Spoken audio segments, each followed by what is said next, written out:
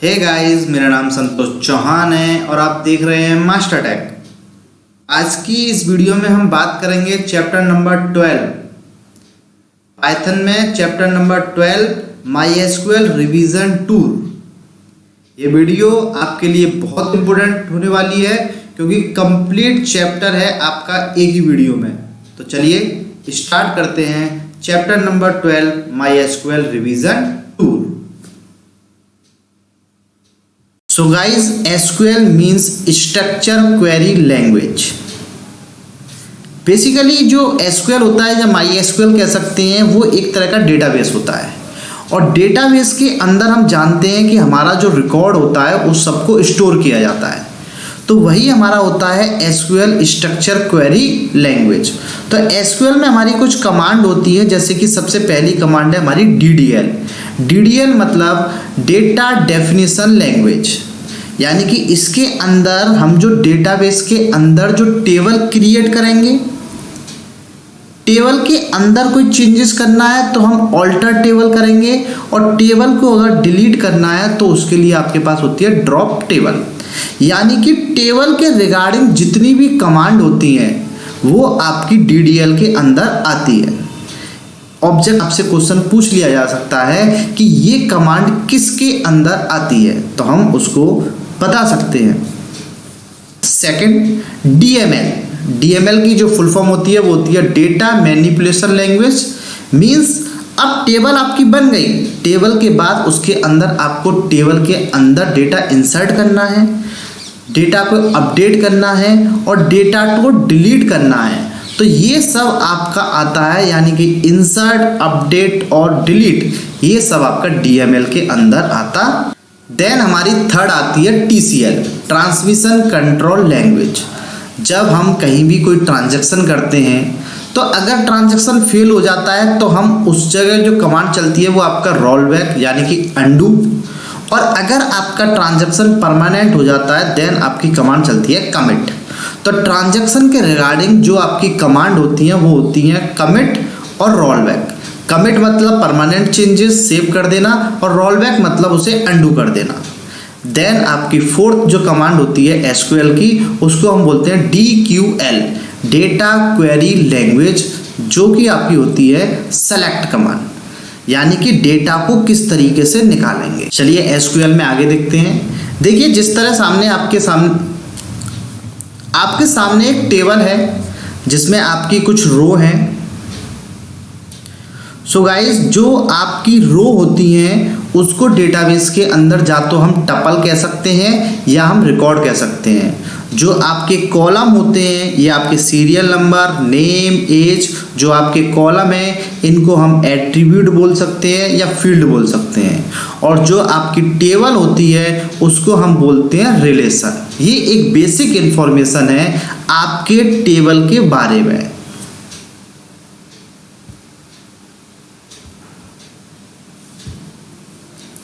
चलिए कुछ और इम्पोर्टेंट पॉइंट्स देख लेते हैं टेबल के रिगार्डिंग।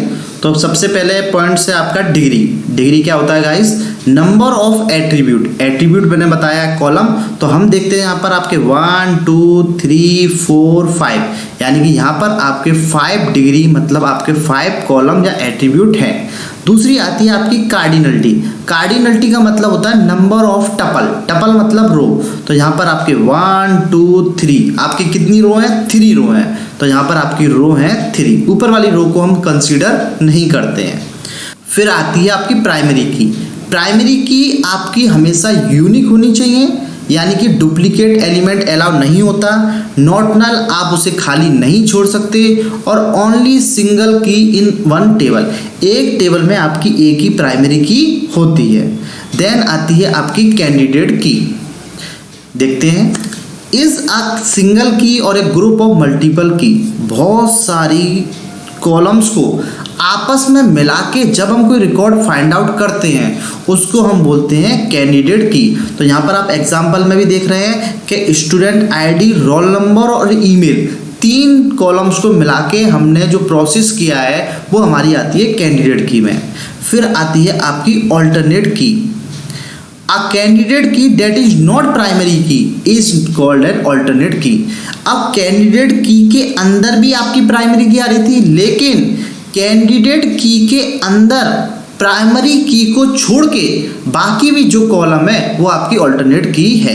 तो कैंडिडेट की में तो आपके 3 कॉलम थे, 1, 2 और 3।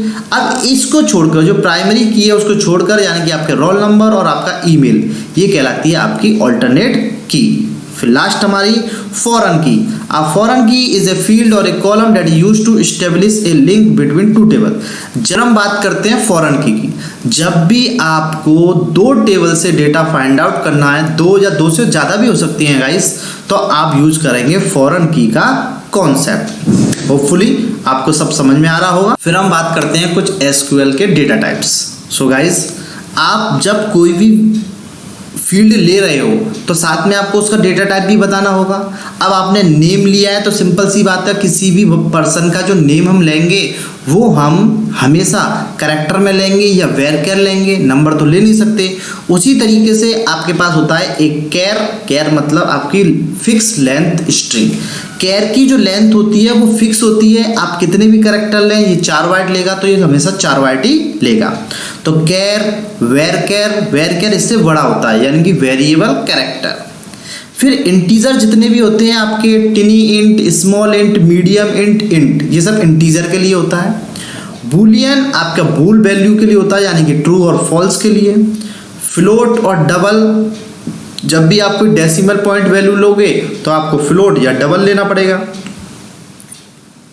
देन आपकी डेट, गाइस ये इंपॉर्टेंट है। डेट आपकी जो एसक्यूएल में होती है वो YYMM की फॉर्मेट में होती है और this is enclosed in a single quotes. जब भी आप कोई डेट की क्वेरी चलाओगे तो आपको डेट को सिंगल कोट्स में लिखना पड़ेगा। फिर आपका टाइम, जैसा कि डेट हो गया, फिर आपका टाइम HS, हावर, मिनट, सेकंड की फॉर्मेट में होगा। और लास्ट आपका जो डेटा टाइप है उसको बोलते हैं ब्लॉब मतलब binary large object hold up to 65535 bytes of data. Basically हम इमेज के लिए इसको यूज कर सकते हैं। तो ये कुछ हमारे डेटा टाइप्स होते हैं जिनको हम एसक्यूएल में यूज करेंगे।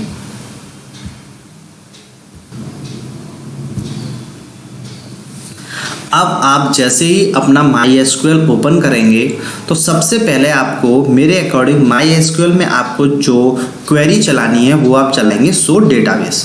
सो डेटाबेस से क्या होता है, आपके जितने भी डेटाबेस आपके डेटाबेस में स्टोर हैं वो सब आपके डेटाबेस आपके सामने आ जाएंगे। उसमें से जब हमें कोई भी डेटाबेस, बहुत सारे आपके सामने आएंगे, उसमें से जो भी आपको डेटाबेस यूज़ करना है तो आप लिखेंगे यूज़ स्टूडेंट। तो मैंने यहाँ पर बहुत सारे डेटाबेस में से स्टूडेंट टाइप का डेटाबेस मैंने यूज़ कर लिया, तो मैसेज आ गया डेटाबेस चेंज। अब आपको जो भी कमांड या जो भी क्वेरी चलानी है वो आप MySQL के द्वारा इसमें चला सकते हो। चलिए तो गाइस हम देखते हैं कि एसक्यूएल के अंदर हम किसी भी टेबल को कैसे क्रिएट करेंगे। चलिए देखिए, सबसे पहले हमें लिखना पड़ेगा, हम सिंटैक्स देखते हैं, क्रिएट टेबल, देन टेबल का नेम, जो भी आपको कॉलम यूज करना है वो कॉलम, देन उसका डेटा टाइप और उसका क्या साइज है, then comma, then column name, data type, size, comma. Last में जो ब्रैकेट आपने यहाँ स्टार्ट किया था वो यहाँ पे आप क्लोज कर देंगे और आप लगाएंगे सेमी कोलन।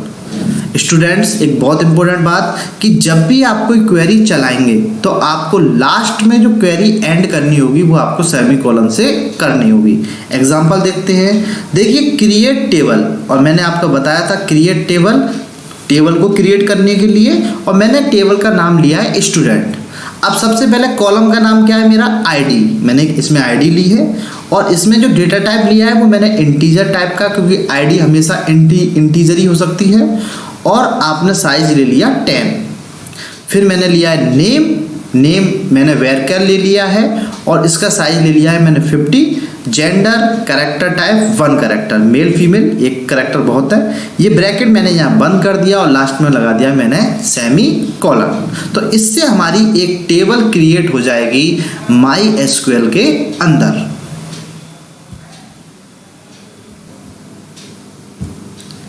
चलिए टेबल क्रिएट करने के बाद उसमें हम डेटा इंसर्ट करते हैं। तो हम देखते हैं इंसर्ट डेटा इनटू टेबल में किस तरीके से डेटा को हम इंसर्ट करेंगे। तो सिंटैक्स है आपका इंसर्ट इनटू टेबल का नाम, देन आपकी क्या क्या कॉलम है उसकी लिस्ट, देन वैल्यूज फिक्स है, आना ही आना है, और वैल्यू की लिस्ट। चलिए देखते हैं, एक एग्जांपल से समझते हैं। इंसर्ट इनटू स्टूडेंट, यानी कि स्टूडेंट टेबल के अंदर हम क्या क्या कॉलम ले रहे हैं, आईडी, नेम, जेंडर। यानी कि पहले हमने जो पिछली स्लाइड्स में हमने जो भी टेबल को क्रिएट किया था उसमें अब हम वैल्यू डाल रहे हैं।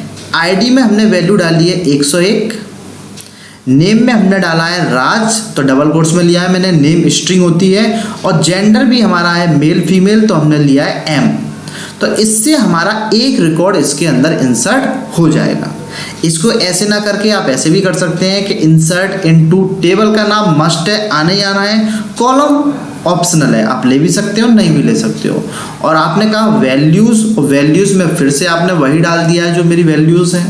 अगर आप चाहते हैं कि नहीं किसी कॉलम में हम नल वैल्यू डालना चाहते हैं तो आप इंसर्ट इनटू स्टूडेंट, टेबल का नाम है, आईडी, नेम, जेंडर, जॉब, मैंने एक कॉलम और बढ़ा दिया जिसका नाम है जॉब, और अब मैंने जॉब में डाल दिया नल वैल्यू। मैं अभी नहीं डालना चाहता तो मैं वहाँ पर नल वैल्यू डाल सकता हूँ। तो एक टेबल हमने पहले क्रिएट करी थी और उस टेबल में हमने एक रिकॉर्ड अब इंसर्ट करके देखा कि टेबल में किस तरीके से रिकॉर्ड इंसर्ट होगा। सो गाइस अब हम बढ़ते हैं आगे। अब हम बढ़ते हैं अपनी सेलेक्ट कमांड से। सबसे ज़्यादा क्वेश्चन जो आपसे, देखिए आपके जो एग्ज़ाम में क्वेश्चन टेबल क्रिएट करना ये बहुत कम चांस है। टेबल में डेटा इंसर्ट करना 1-2 नंबर में पूछ सकते हैं, लेकिन सबसे ज़्यादा जो क्वेश्चन पूछे जाते हैं वो पूछे जाते हैं आपके सेलेक्ट कमांड से, कि डेटा आपका टेबल के अंदर चलिए इंसर्ट हो गया, अब वो एक्सेस कैसे होगा, निकलेगा कैसे। तो सबसे ज़्यादा क्वेश्चन आपके एग्जाम में पूछे जाते हैं सेलेक्ट कमांड से। तो चलिए देखते हैं इसका सिंटैक्स। आप लिखेंगे सेलेक्ट व्हाट टू सेलेक्ट, आप क्या क्या सेलेक्ट करना चाहेंगे वो यहाँ पे लेंगे। फ्रॉम विच टेबल, किस टेबल से लेना चाहते हैं। सेकंड वेयर, देखिए वेयर क्लॉज, जब भी आपको अपनी क्वेरी में कोई भी कंडीशन लगानी होगी तो आप वेयर क्लॉज का यूज करेंगे। तो वेयर के अंदर यहाँ पे कंडीशन टू बी सेटिस्फाई। देखते हैं एक एग्जांपल से। मान के चलिए हमें सेलेक्ट ऑल डेटा, हमें सारा डेटा सेलेक्ट करना है, तो हम क्या चलाएंगे, सेलेक्ट, ठीक है, स्टार। गाइस स्टार से हमारा सारा डेटा जितना भी टेबल के अंदर जितने भी कॉलम होते हैं सभी कॉलम हमारे सेलेक्ट होके आ जाते हैं। तो हमने कहा सेलेक्ट स्टार फ्रॉम स्टूडेंट, तो स्टूडेंट टेबल का सारा रिकॉर्ड आपके सामने आ जाएगा, ठीक है। लेकिन अगर आप कुछ पर्टिकुलर रो निकालना चाहते हैं, आप सभी डेटा नहीं चाहते हैं, तो आपने कहा select star from student where. अब वेयर आपने लगा दिया कंडीशन के लिए, जेंडर इक्वल्स टू मेल। तो अब आपके फीमेल का एक भी रिकॉर्ड आपके सामने नहीं आएगा क्योंकि आपने कंडीशन लगा दी है मेल की। तो सारे जितने भी मेल वाले स्टूडेंट होंगे वो सब आपके सामने शो हो जाएंगे।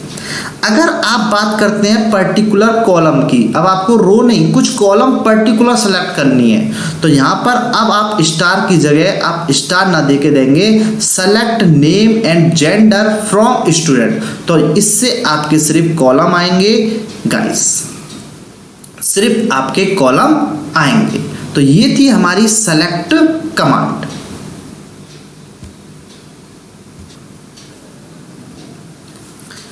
चलिए कुछ और कमांड्स देखते हैं। एक आपका होता है डिस्टिंक्ट कीवर्ड्स और एक आपका होता है ऑल कीवर्ड्स। तो डिस्टिंक्ट क्या करता है, eliminate all the duplicate record, ये आपके सिर्फ ओनली यूनिक रिकॉर्ड को दिखा देता है। जैसे कि हमने कहा सेलेक्ट सैलरी फ्रॉम कस्टमर, तो बेसिकली यहाँ पर अगर हम सेलेक्ट सैलरी करते हैं तो सारी सैलरी आ जाती है, लेकिन हमने कहा डिस्टिंक्ट। सो गाइज अब डुप्लीकेट सैलरी नहीं आएंगी।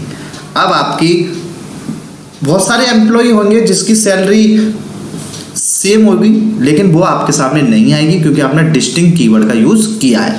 लेकिन अगर आप ऑल कीवर्ड का यूज़ करेंगे तो आपके सामने अब डुप्लीकेट डेटा भी आ जाएगा। आप ना भी करें तो भी आएगा और बाय डिफ़ॉल्ट अगर आप ऑल भी लगा दें तो भी डेटा आएगा। फिर नेक्स्ट क्वेश्चन आपका इंपॉर्टेंट है, viewing structure of A table. अगर आपको टेबल का स्ट्रक्चर देखना है कि आपकी टेबल किस तरह की है, तो आप किस तरह से लिख सकते हैं, DESC। DESC means describe table का नाम और डेस्क्राइब टेबल का नाम। आप इन दोनों में से कोई भी कमांड चला सकते हैं, बट लास्ट में आप सेमीकोलन जरूर लगाएंगे। तो आपने कहा DESC स्टूडेंट सेमीकोलन, तो आपके सामने स्टूडेंट नाम की जो टेबल है उसका स्ट्रक्चर आ जाएगा। तो याद रखना, ये पूछा गया एग्जाम में, तो आपको DESC।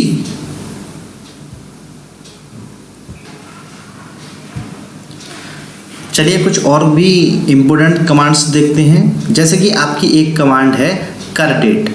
कर डेट मतलब आपकी करंट डेट, तो आपने कर दिया सेलेक्ट करंट डेट, तो आपके सिस्टम की करंट डेट आपके सामने आ जाएगी। Condition based on A range, अगर आपको कोई रेंज के बेस पर आपको क्वेरी चलानी है तो आपको कीवर्ड यूज करना पड़ेगा between. For example select star, star मतलब ऑल डेटा फ्रॉम स्टूडेंट से सारा डेटा निकल के आ जाए, वेयर एज बिटवीन 30 एंड 50। लेकिन एज किसके बीच में होना चाहिए, 30 और 50। तो जितने भी स्टूडेंट्स की एज 30 और 50 के बीच में होगी वो आपका डेटा निकल के आ जाएगा। जरूरी नहीं है स्टूडेंट की एज 50 के बीच में होगी या 50 ईयर का स्टूडेंट होगा, एम्प्लॉय भी हो सकते हैं, तो किसी के बेस पे भी हम लगा सकते हैं। Then condition based on a list in and not in. हमारे पास दो कीवर्ड और होते हैं इन, जैसे कि select star from student where city in, जिसकी सिटी दिल्ली, मुंबई, चेन्नई हमने एक साथ दे दिया है। वेयर का यूज ना करके हम इनका भी यूज कर सकते हैं कि जिसकी सिटी दिल्ली, मुंबई, चेन्नई है वो सारा रिकॉर्ड निकल के आ जाए। और सेकंड, जिसका नहीं है, नॉट इन, जिसका नहीं है। Next, condition based on pattern matching. कभी कभार क्या होता है स्टूडेंट, हम इस तरह से डेटा निकालते हैं कि जिसका नेम एस से स्टार्ट हो रहा है वो रिकॉर्ड निकल के आ जाए, या जिसका नेम एस पे खत्म हो रहा है या पी पे खत्म हो रहा है वो डेटा निकल के आ जाए। तो किस तरीके से निकाल सकते हैं, select star from student where name like, इसमें हम यूज करेंगे स्टूडेंट लाइक, सिंगल कोट्स में RA, जिसका नाम RA से स्टार्ट है, तो राजेश, राम, रवि, ये सब रिकॉर्ड यहाँ से निकल के आ जाएंगे। अगर हम और पीछे हम लगाएंगे मॉड, सबसे इम्पोर्टेंट RA, यानी कि 2 कैरेक्टर तो शुरुआत के RA होने चाहिए, फिर मॉड बाद में कुछ भी हो। सेकंड, लाइक का command, select star from student name like %RA, starting में कुछ भी हो पर लास्ट में किससे एंड होना चाहिए, RA से। ठीक है, सो गाइस ये हमारे कुछ कमांड्स थी जो आप SQL में एक एक कमांड भी अगर आप इनको चलाएंगे तो सारी कमांड रन होंगी और बहुत अच्छे से आप इसको। सो गाइस सबसे पहले हम बात करेंगे SQL कॉन्स्टेंट्स की। SQL कॉन्स्टेंट्स मीन्स कुछ रूल्स SQL के, यानी कि अभी तक जो आपने अगर मेरी फर्स्ट वीडियो नहीं देखी है तो फर्स्ट वीडियो में हमने बताया था कि किस तरीके से हम SQL में डेटा को इंसर्ट करा सकते हैं और टेबल किस तरीके से क्रिएट कर सकते हैं। तो जब हमने टेबल क्रिएट करी थी तो उसमें हमारा जो डुप्लीकेट डेटा था वो उसके अंदर हमारा फिल हो रहा था, तो उसी के बेस पर आए हैं आपके कॉन्स्टेंट्स। तो चलिए देखते हैं कुछ कॉन्स्टेंट्स के बारे में। तो सबसे पहला हमारा कॉन्स्टेंट है not null. Not null means आप किसी भी कॉलम को आप ब्लैंक नहीं छोड़ सकते, not null. Second, default. Default means set a default value for a column if no value is specified. अगर आप पहले से किसी कॉलम की वैल्यू को फिक्स करना चाहते हैं तो आप वो डिफॉल्ट के थ्रू कर सकते हैं। Third, unique. नाम से ही समझ में आ रहा है कि आपका जो कॉलम है वो आपका यूनिक होना चाहिए। Fourth, check. चेक से क्या होता है guys, check column specify a specific condition. अगर आपको कोई कंडीशन लगानी है तो आप चेक का यूज कर सकते हैं। देन प्राइमरी की। जैसा कि हमने बताया था कि प्राइमरी की आपकी नॉट नल आप खाली नहीं छोड़ सकते, यूनिक होनी चाहिए और एक टेबल में एक ही प्राइमरी की होती है। देन लास्ट आपका फॉरेन की।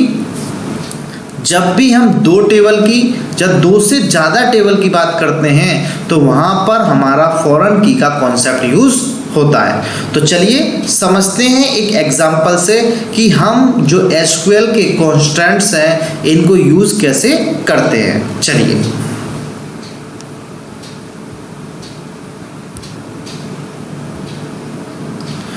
सो गाइस, चलिए समझते हैं हम इनको कहाँ यूज़ करते हैं और कैसे यूज़ करते हैं। तो देखिए आपका क्रिएट टेबल स्टूडेंट, आपकी एक स्टूडेंट की टेबल है और वहाँ पर हमने जो एसआईडी है यानी कि स्टूडेंट की आईडी है वो इंटीजर टाइप की ली है और हमने लिखा है नॉट नल, यानी कि अब आप टेबल में जो एसआईडी का कॉलम है उसको आप ब्लैंक नहीं छोड़ सकते। सेकंड आपका चेक है, यानी कि सेकंड कॉलम आपका रजिस्ट्रेशन नंबर है और रजिस्ट्रेशन नंबर भी आपका इंटीजर है और हमने लगा दिया है check registration number greater than 0, यानी कि अब कोई भी स्टूडेंट या कोई भी पर्सन आपके रजिस्ट्रेशन नंबर को 0 से कम नहीं डाल सकता। अगर हम चेक नहीं लगाते तो वो -1 भी दे सकता है, -2 भी दे सकता है, लेकिन अगर हमने उसमें कंडीशन लगा दी है, चेक लगा दिया है, तो आप अब अपने जो रजिस्ट्रेशन नंबर का जो एट्रीब्यूट है या कॉलम है उसकी वैल्यू को हमेशा ग्रेटर देन 0 ही रखेंगे। थर्ड हमारा डिफ़ॉल्ट। अब हमने क्या किया दोस्तों कि जो हमारा स्कोर आया है किसी भी स्टूडेंट का, हमने पहले से एक वैल्यू फिक्स कर दी है और वो हमने फिक्स कर दी है 80। तो आप जब टेबल क्रिएट करते हैं, ध्यान से सुनना दोस्तों, आप जब टेबल क्रिएट करते हैं तो क्रिएट टेबल करते समय आपको ये कॉन्स्टेंट्स यूज़ करने होते हैं ताकि आपकी टेबल में जो डेटा इंसर्ट करें, जो टेबल को क्रिएट करें, तो उसमें डेटा सारा यूनिकली होना चाहिए, उसमें हमेशा डेटा प्राइमरी की भी होनी चाहिए, एक फॉरेन की भी होनी चाहिए। तो यहाँ पर नीचे हमने बता दिया है कि जो हमारी प्राइमरी की है वो तो एसआईडी है, स्टूडेंट की आईडी है, और एक आपकी फॉरेन की है। फॉरेन की का कॉन्सेप्ट स्टूडेंट्स जब आता है जब हम दो टेबल्स का यूज़ करते हैं। तो इसमें जो सेकंड टेबल है वो आपकी कस्टमर की हो सकती है। देखो एग्जांपल ले सकते हैं हम, टेबल कोई भी हो सकती है, कस्टमर हो सकती है, ऑर्डर हो सकता है, स्टूडेंट हो सकता है, स्टूडेंट की लाइब्रेरी हो सकती है, डिपार्टमेंट हो सकता है, कोई भी टेबल हो सकती है। तो यहाँ पर जब भी हम फॉरेन की का कॉन्सेप्ट यूज़ करेंगे तो आपके पास एक से ज़्यादा टेबल होना जरूरी है।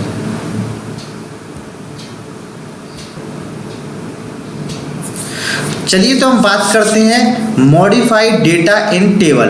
टेबल में किसी भी डेटा को कैसे मॉडिफाई करेंगे। तो टेबल के अंदर जो डेटा है उसे मॉडिफाई करने के लिए जिस कमांड की ज़रूरत होती है वो हमारी होती है अपडेट कमांड। चलिए देखते हैं। तो हमारे पास क्वेरी है, सिंटैक्स है update table name.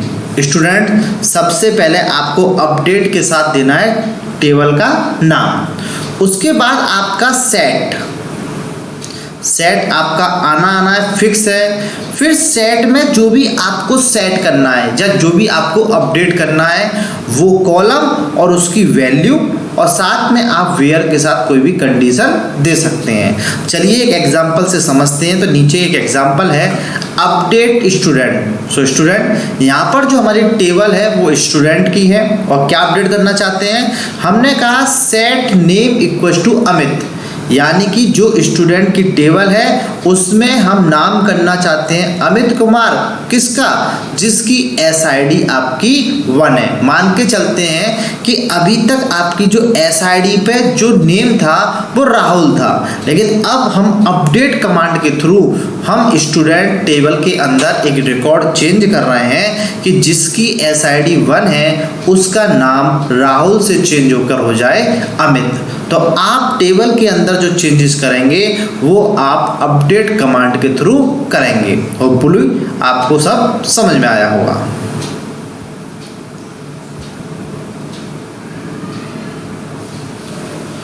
So guys, table में अपडेशन करने के बाद अगर हमें टेबल से कोई डेटा डिलीट करना होता है तो उसके लिए हमारी कमांड होती है आपकी डिलीट। अगर टेबल में इंसर्ट करना होता है तो इंसर्ट इनटू, अगर क्वेरी एक्सेस करनी होती है तो सेलेक्ट, टेबल में चेंजेस करना होता है तो अपडेट, और टेबल में से कुछ डिलीट करना होता है डेटा तो उसके लिए आपके पास कमांड है डिलीट कमांड। चलिए देखते हैं सिंटैक्स। तो सिंटैक्स आपका कुछ इस प्रकार है, डिलीट फ्रॉम टेबल नेम। सबसे पहले डिलीट फ्रॉम, टेबल का नाम आएगा, वेयर कंडीशन। चलिए देखते हैं। तो हमने कहा है delete from student, student table से where name equals to Rahul. Students जिसका नेम राहुल है वो डेटा हम डिलीट करना चाहते हैं, तो आप डिलीट कमांड के थ्रू आप डेटा को डिलीट कर सकते हैं। चलिए आगे देखते हैं। डिलीट के बाद हम बात करते हैं ऑल्टर टेबल, यानी कि अब अगर आपको टेबल के स्ट्रक्चर में चेंजेस करना है, टेबल के डेटा में नहीं, टेबल के अगर डेटा में चेंजेस करने हैं तो वो आप अपडेट कमांड के थ्रू कर सकते हैं, लेकिन टेबल के अगर स्ट्रक्चर में चेंजेस करना है तो आप उसे ऑल्टर कमांड के थ्रू करेंगे। चलिए देखते हैं कैसे। फॉर एग्जांपल आपने कहा ऐड आ कॉलम, आपने जो टेबल बनाई है उसमें हो सकता है आप 1-2 कॉलम लेना भूल गए हों। आपने कॉलम आपको लेने थे 6, आपने कॉलम लिए 5। अब आप क्या करेंगे, अब आपको एक टेबल के अंदर कॉलम ऐड करना होगा। तो ऐड जो करेंगे वो हम करेंगे ऐड कमांड के थ्रू। कैसे देखते हैं। Alter table, alter table, table का नाम student, add father name character 10। मैं ये मान के चलता हूँ कि अभी जो मैंने टेबल बनाई थी उसमें गलती से मैंने एक कॉलम नहीं लिया फादर नेम का, तो स्टूडेंट्स मैं दोबारा तो टेबल क्रिएट करूंगा नहीं, तो मैं ऐड कमांड के थ्रू, लेकिन ऐड कमांड किसके साथ चलेगी, ऑल्टर के साथ, तो मैं इसके थ्रू एक कॉलम ऐड कर सकता हूँ। सेकंड और कैसे यूज कर सकते हैं, अब मान के चलिए कि मैंने एक जो फील्ड लिया है उसकी मैंने जो लिमिट ली थी, जो कैरेक्टर्स की साइज लिया था वो गलती से कम ले लिया था।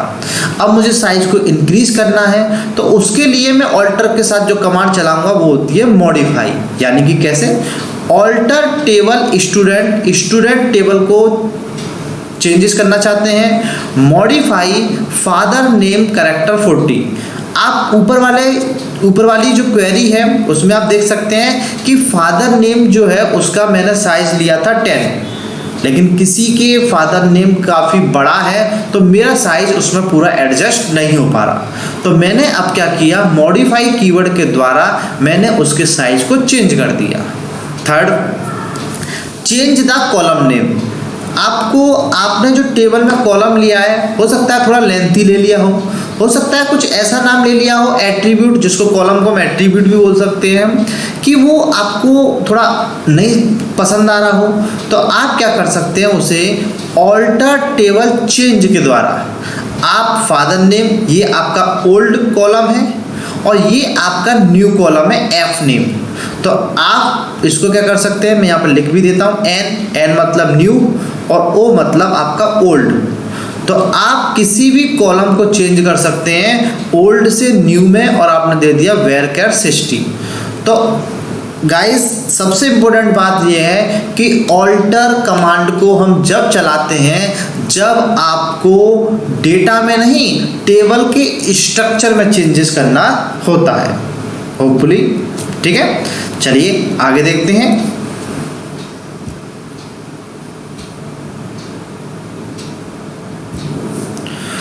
सो गाइस हमने अपडेट देखा, डिलीट देखा, ऑल्टर भी देखा, और उसके बाद हम बात करने जा रहे हैं ड्रॉपिंग टेबल।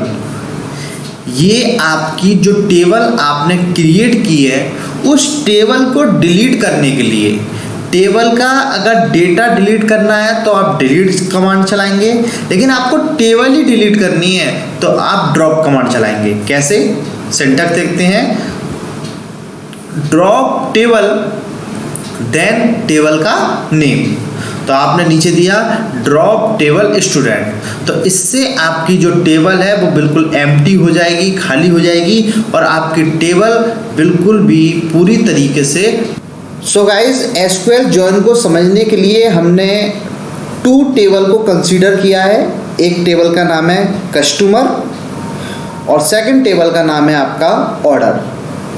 और फर्स्ट टेबल जो कस्टमर की है उसमें आपके 3 एट्रीब्यूट हैं, आईडी, कस्टमर का नेम और डेजिग्नेशन। और जो ऑर्डर वाली जो टेबल है उसमें भी आपके 3 कॉलम हैं, ऑर्डर आईडी, अमाउंट और कस्टमर आईडी। हम जानते हैं कि कॉलम को हम एट्रीब्यूट बोलते हैं और रो को हम टपल बोलते हैं। तो 2 टेबल के बीच में से हमें डेटा एक्सेस करना है, इसलिए हम पढ़ रहे हैं जॉइन।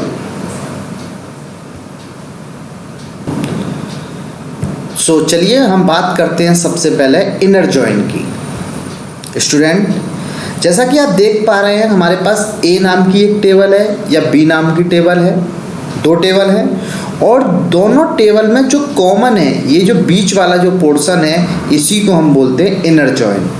कैसे देखते हैं, किस तरीके से क्या क्वेरी चला के हम इनर जॉइन से डेटा निकाल सकते हैं। सो स्टूडेंट, हमने यहाँ पर सेलेक्ट ऑर्डर आईडी यानी कि ऑर्डर वाली टेबल से पहले टेबल का नाम डॉट उसका कॉलम के ऑर्डर वाली टेबल से तो हमें ऑर्डर आईडी चाहिए, ठीक है, ये सेलेक्ट कर लिया हमने। सेकंड कस्टमर्स वाली टेबल से कस्टमर का नेम चाहिए, तो हमने ये निकाल लिया। सेलेक्ट में सबसे पहले हमें ये बताना पड़ता है कि आपको चाहिए क्या क्या। फ्रॉम टेबल का नाम ऑर्डर। इनर जॉइन आपको लिखना होगा, इनर जॉइन किसके साथ, कस्टमर के साथ। ऑन आपका ऑर्डर की कस्टमर की आईडी इक्वल्स टू कस्टमर की आईडी, यानी कि दोनों टेबल में से जो कॉलम आपका सेम है उसके बेस पर हमने कंडीशन लगा दी है कि हमें ऑर्डर आईडी चाहिए, कस्टमर का नाम चाहिए, दोनों टेबल में से जिसकी आईडी इसके बराबर है। सो गाइस, देखते हैं हमारा किस तरीके से डेटा फैच होके आया है। सो गाइस, देखिए कि हमारे पास जिसकी ऑर्डर आईडी, तो देखिए कस्टमर की आईडी हमारे पास 1 है, तो यहाँ भी हमारे पास एक आईडी 1 है, यानी कि ये डेटा आपका निकल के आएगा इनर जॉइन में। लेकिन यहाँ पर हमारी कस्टमर की आईडी 5 है और यहाँ पर हमारी कस्टमर की आईडी 5 नहीं है, तो ये डेटा निकल के नहीं आएगा। और देन आपकी कस्टमर की आईडी है 2 और यहाँ पर भी आपके कस्टमर की आईडी है 2, तो आपका डेटा जो फैच होके आएगा वो डेटा फैच होके आएगा आपका 101 और 103 वाला, ठीक है। सो जैसा कि आप देख पा रहे हैं हमारे पास 10 जिसकी आईडी 1 थी, 101 का हमारा डेटा निकल के आया ABC, और जिसकी आईडी 2 थी वो हमारा PQR था, जिसकी आपकी ऑर्डर आईडी थी 103, यानी कि जिसकी आईडी 5 नहीं थी वो डेटा हमारा फैच होके नहीं आया। तो ये हमारी होती है इनर जॉइन। चलिए देखते हैं अपनी next join. So guys, second हमारा जो जॉइन है वो है हमारा लेफ्ट जॉइन। आपको जो मैंने फ्रंट जो हमारी पहली स्लाइड पर जो हमारी टेबल है उसको आप कंसीडर करके चलेंगे तो आपकी सारी क्वेरी क्लियर हो जाएंगी। अब लेफ़्ट जॉइन में क्या होता है, लेफ़्ट जॉइन में आपका ये होता है कि लेफ़्ट वाली से तो आपका डेटा पूरा आता है, जैसे कि आपका ये डायग्राम में भी दिख रहा है, लेफ़्ट टेबल से पूरा आएगा। और जो सेकंड टेबल है अगर उसको डेटा वहाँ से नहीं मिलता है तो वहाँ पर वो आपका नल डाल देगा। तो यहाँ पर हमारी जो ऑर्डर आईडी है ये तो डेटा पूरा आया है। अब 102 वो सेकंड वाली टेबल में नहीं मिला है, इसलिए उस जगह आ गया हमारा नल। 101 पर आपका ABC है, 102 वहाँ मैच नहीं हो रही है सेकंड टेबल में, तो उसकी जगह नल आ गया। और देन 103 आपका PQR।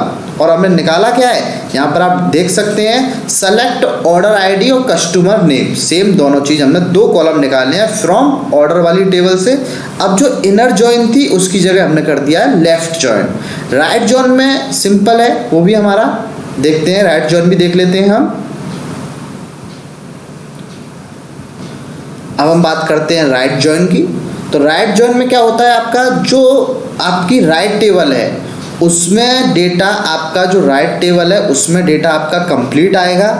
जो भी आपका डेटा है, और लेफ्ट वाले में अगर वो कॉलम मैच नहीं होगा तो वो वहाँ पर आपको फिल कर देगा नल। लेफ्ट वाले में लेफ्ट वाली कॉलम में नल फिल करता है, और राइट वाले में राइट वाली टेबल को कंप्लीट करता है, और लेफ्ट वाले में नल फिल कर देता है। राइट डेटा पूरा आता है। फिर हम बात करेंगे अपनी नेक्स्ट जॉइन की। सो गाइस, हमारी जो फोर्थ जॉइनिंग है वो है कार्टेशियन प्रोडक्ट या कार्टेशियन जॉइन, या इसको हम क्रॉस जॉइन भी कह सकते हैं। इसके अंदर क्या होता है, an SQL join query without any join condition return all the record of join with all the record of other table. यानी कि आपके पहली वाली टेबल में जितने भी रिकॉर्ड हैं वो उसकी पूरा की पूरा दूसरी वाली टेबल से भी पूरे के पूरे रिकॉर्ड निकाल के देता है।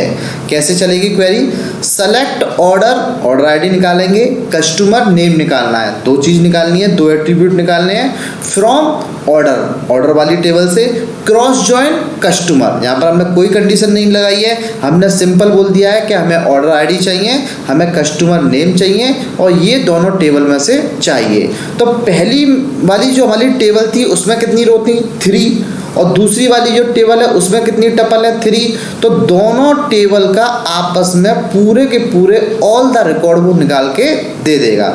कैसे, चलिए देखते हैं एक एग्जाम्पल से। देखिए, अब हमारे पास जितने भी रिकॉर्ड थे, तो पहले ऑर्डर आईडी जो निकला हमारा, कस्टमर नेम ए, तो तीनों रिकॉर्ड ABC के निकल गए। फिर हमारे पास था PQR, तो तीनों रिकॉर्ड PQR के लिए निकल गए। और फिर हमारे पास था MNO, फिर हमारे निकल गए MNO। तो हमारे पास टोटल 9 रिकॉर्ड आए। 9 रिकॉर्ड इसलिए आए हैं क्योंकि पहली वाली टेबल में भी 3 रो थी और दूसरी वाली टेबल में भी 3 रो थी। अगर पहली वाली में आपकी 5 रो होती और सेकंड वाली में भी आपकी 5 रो होती तो आपके टोटल 25 रिकॉर्ड निकल कर आते। यही होता है हमारा कार्टेशियन प्रोडक्ट, यानी कि हर टेबल की हर टपल का दूसरे वाली टपल से मैच कराना। चलिए देखते हैं अपनी 5th जॉइन। अब हम बात करेंगे इक्यू जॉइन की। इक्यू जॉइन क्या होता है, an SQL join query that join 2 और more table based on a condition using equality operator. जब आप इक्वल ऑपरेटर का यूज करते हैं उसी को हम बोलते हैं इक्वी जॉइन। जैसे कि हमने क्वेरी चलाई है, सेलेक्ट स्टार मतलब all data from order customer, order से भी चाहिए डेटा, कस्टमर से भी चाहिए complete data, where order ID orders.customer_id equal to customer.id। तो यहाँ पर हम देख रहे हैं कस्टमर ID 1 2 यहाँ भी सेम है और यहाँ भी हमारा डेटा 1 2। तो हमारा सारा डेटा यानी कि हमारे कंप्लीट निकल के आएंगे। गाइस, अब हम बात करेंगे अपनी नेक्स्ट जॉइन और last join, natural join. Natural join आपका क्या होता है ये देख लेते हैं एक बार। सबसे पहले जो मेन चीज़ है, the column must be of the same data type. आपके जो कॉलम होने चाहिए उनका डेटा टाइप सेम होना चाहिए। और आप don't use on clause in A natural join. Natural join में आप ऑन क्लॉज यूज़ नहीं कर सकते। ये हमारी होती है नेचुरल जॉइन। चलिए समझते हैं एक एग्जाम्पल के द्वारा। सो गाइस देखिए, एक एग्जांपल से हम इसे समझते हैं। देखिए, हमने कहा select star from table A natural join table B, यानी कि हमें सारा रिकॉर्ड चाहिए टेबल ए से और टेबल बी से, लेकिन इसके बीच में लगा हुआ है नेचुरल जॉइन। तो देखिए हमारी जो टेबल है यहाँ पर, उसमें एक कॉलम है आईडी, फिर डिसेंडिंग 1 डिसेंडिंग 2 कुछ भी मान लेते हैं इसको, फिर दूसरे जो टेबल है उसमें आईडी डिसेंडिंग 3 डिसेंडिंग 4। यानी कि इन दोनों में जो सेम कॉलम है या सेम एट्रीब्यूट है वो है आपका आईडी। तो इन्होंने एक दूसरे से आईडी कंसीडर किया कि कौन सा कॉलम में सेम आईडी है।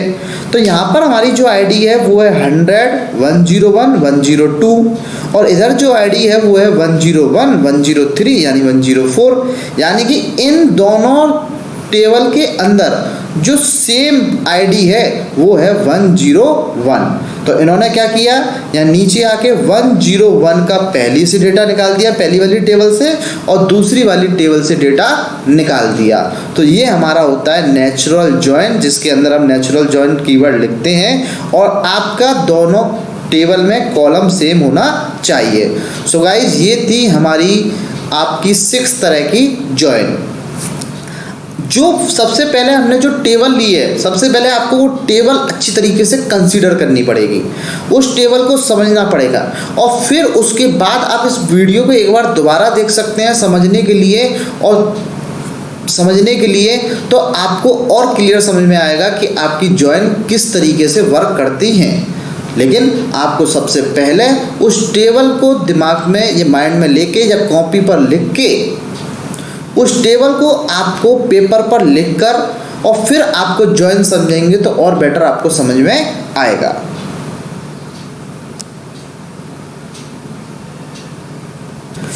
So guys thank you for watching my video. आपको मेरी वीडियो कैसी लगी आप मुझे कमेंट करके बता सकते हैं। जो भी न्यू स्टूडेंट हैं जो मेरी वीडियो पर नए आए हुए हैं वो मेरे चैनल को सब्सक्राइब कर सकते हैं, लाइक कर सकते हैं और वीडियो को और ज़्यादा शेयर कर सकते हैं। थैंक यू, मिलते हैं एक नई वीडियो में।